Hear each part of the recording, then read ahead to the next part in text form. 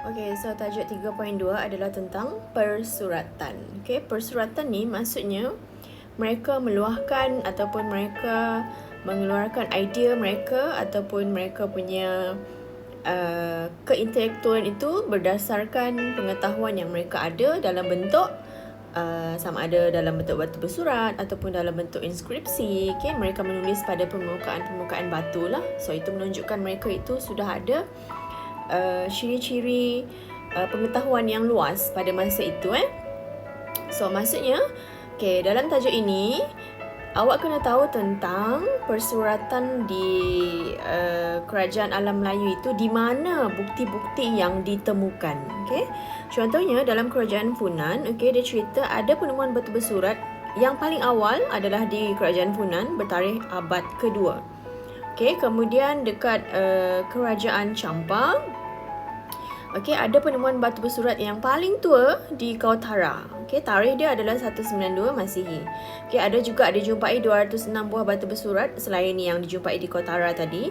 Okay, kemudian ada juga penemuan ataupun bukti persuratan itu wujud di kerajaan Champa dengan adanya manuskrip yang dijumpai sejak abad ke-13. Okay, so antara karya-karya yang masyhur masa itu adalah Akayat Indrapatra dan juga Akayat Deva Manu. Okay, so di kerajaan Sriwijaya, okay, ada juga kegiatan persuratan.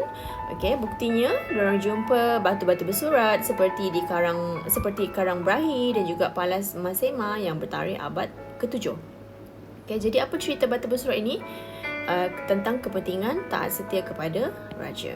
Okay, kerajaan Angkor pun ada juga bukti persuratan yang dijalankan di situ. Okay, maksudnya mereka juga menjalankan ataupun ada bukti keintelektualan antara masyarakat kerajaan Melayu masa itu. Ada batu bersurat yang dijumpai iaitu Sedok Kok Thom, okay, di barat laut Kemboja, yang mana ini mengisahkan tentang pemerintahan Jayavarman II. Okay, macam mana ada juga wujud inskripsi yang mereka jumpai terpahat di dinding-dinding candi yang menggambarkan aspek keagamaan dan juga pemerintahan dalam kerajaan Angkor. So ini adalah contoh inskripsi, ini adalah contoh batu bersurat yang ditemukan di Jambi. Okay, so kemudian di dalam kerajaan Majapahit juga ada aktiviti persuratan. Okay, buktinya diorang jumpa batu bersurat Tua Wulon, tarikh dia 138 Masihi, 138, yang ditulis dalam bahasa Jawa kuno. Okay, bertulisan Kawi. Okay, kemudian ada juga batu bersurat dalam bentuk manuskrip. Okay, so karya yang termasyhur ialah Nagarakertagama. Okay, siapa yang karang? Prapanca. Okay, pada tahun 1365. So karya lain ialah Pararaton dan Tantu Panglaran. Awak kena belajar sebut ni. Okay, so kerajaan Kedatua ada juga penemuan bukti yang menunjukkan di situ terdapat kegiatan persuratan. Okay, ada batu bersurat yang dijumpai di Bukit Coras dan Bukit Meriam. Okay, bertarikh abad ke-5. Okay, ada juga inskripsi yang ditulis di atas pinggan tanah liat, kepingan emas dan juga kepingan perak, menunjukkan ada persuratan di situ, kegiatan persuratan di situ. Okay, dan sebahagian inskripsi ini dia sentuh tentang doa dan amalan dalam agama Buddha. Okay, jadi persuratan kerajaan alam Melayu ini dia dapat pengaruh dari mana? Okay, daripada epik dan juga sastra India yang terkenal seperti Ramayana, Mahabharata, Purana, Jataka.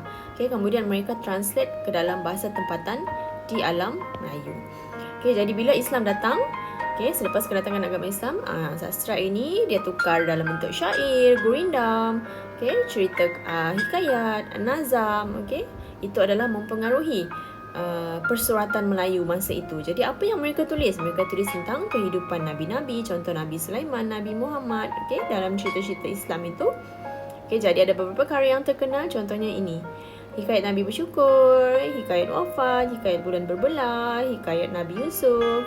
Okay, ada juga epik yang mengisahkan tentang pahlawan Islam dan mereka terjemahkan dalam bahasa Melayu. Contohnya Hikayat Amir Hamzah, Hikayat Iskandar Zulkarnain, Hikayat Muhammad Ali Hanafiah. Maksudnya dia cerita tentang pahlawan-pahlawan Islam, apa yang pahlawan-pahlawan ini buat dalam memperjuangkan Islam. Okay, jadi inilah elemen yang mempengaruhi persuratan Melayu selepas kedatangan Islam. So awak boleh tengok contoh gambar di sini. Ini adalah hikayat Sri Rama, karya perseratan saluran daripada sastra epik Ramayana. Ini adalah gambar tentang hikayat Nur Muhammad dan Nabi Mukjizat dan Nabi Bersyukur dan Nabi Wafat. Ini adalah cerita-cerita Nabi. Dia macam persuratan ni, maksudnya dia orang bercerita lah, mencerita ataupun mereka meluahkan idea mereka untuk menunjukkan nilai keintelektualan itu sudah wujud di dalam kerajaan alam Melayu. Ini apa? Ini adalah ukiran pada dinding candi. Candi ini adalah tempat